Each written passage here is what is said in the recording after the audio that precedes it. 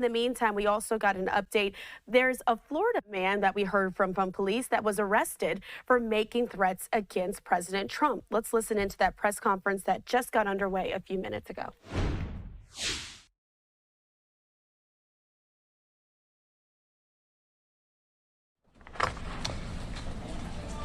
Okay, I'm Chief Tony Araujo. You got the spelling, but I'll say it again, A-R-A-U-J-O.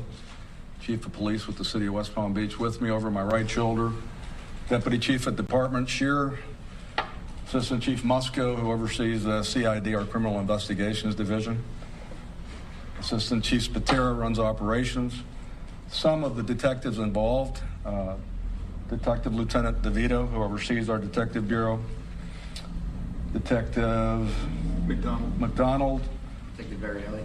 Detective Attieri. There you go. I have them written down, but obviously I didn't bring my piece of paper up here with me. So I just want to start off by telling you I'm going to answer a few questions, what I might be able to answer after the information I'm about to give you. I'm done giving it to you. The victim in this case is the President of the United States, Donald J. Trump. You'll see that in the probable cause affidavit once it becomes public record.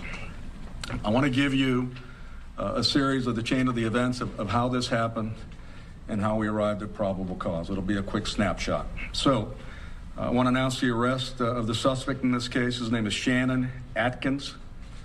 He's a male, 46 years of age, who resides in the city of West Palm Beach.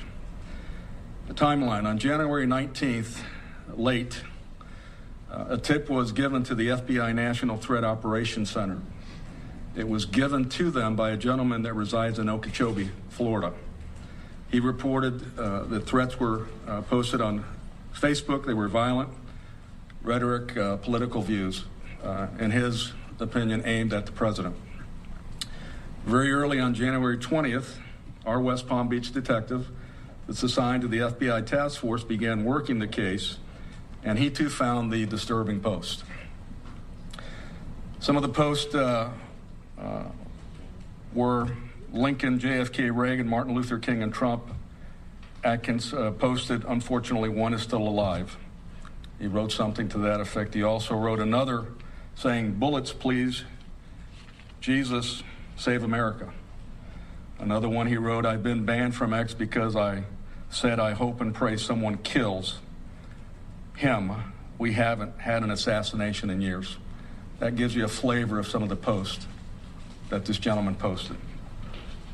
After probable cause was established, we began our surveillance using our CID, our Criminal Investigations Division. Some of these officers you see up here are detectives, and our TAC unit. Mr. Atkins has 2 residences in the city of West Palm Beach. Just before 7:30 p.m. on Friday night, Atkins was stopped near one of his homes. He was driving a white 2013 BMW. When we placed him in custody, subsequently we found 3 baggies containing suspect cocaine in his pocket. They did test positive. He was arrested without incident. While being interviewed later, he admitted writing the Facebook post that said he was joking. Folks, this is not a joke. Nothing of that sort is a joke. We notified the Secret Service. They're looking at this case, and they'll make a determination if federal charges are going to be in play. In today's climate, you really can't say things like this. We have incident after incident, example after example of when these threats become real.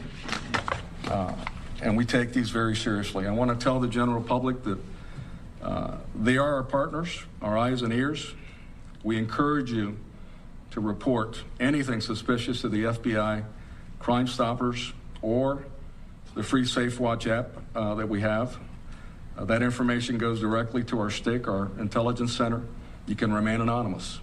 As I've said before at news conferences, let us decide whether the information is actionable. We'll determine if there's reasonableness to further an investigation. And in this instance, there was. Our detectives developed probable cause, and we made an arrest. So with that, again, If you see something, say something. The charges, you have received copies of what the charges are. He was charged under state statute. They are felonies, or one of them, or both of them are felonies. And the state attorney's office was very helpful in working in this case with us, and so was the FBI and the Secret Service. And that's another point I want to make. Working in partnership with federal law enforcement, local law enforcement, it takes all of us to keep our community safe. And in this instance, the system worked. Working with our federal partners, the information given was seamless. We do have an agent, a police officer, a detective that works on the task force, as do many jurisdictions across the land, to include this region, this area, and it worked as it should. So did we avert something? You never know what you avert. You never know what you displace. I do know that we developed probable cause. We arrested Mr. Atkins, and he's going to have to answer the charges. So with that, I also want to compliment our CID division. These detectives worked tirelessly on this case, as they do every case. They did things professionally, timely, and they effected an arrest when they developed probable cause. So thank you, gentlemen, for the job well done, and also the detectives that are not here that sustained the case also out there by conducting the surveillance. So with that, I'll take a couple questions. No questions? Thank you very much for being here. All right, that of course that is that press conference that we got there in West Palm Beach, Florida. You're taking a look at the mugshot of Shannon Atkins, who police are now saying is being charged with drug possession, as well as one count of written or electronic threats to kill, do bodily injury, or conduct a mass shooting or act of terrorism, which is a second-degree felony.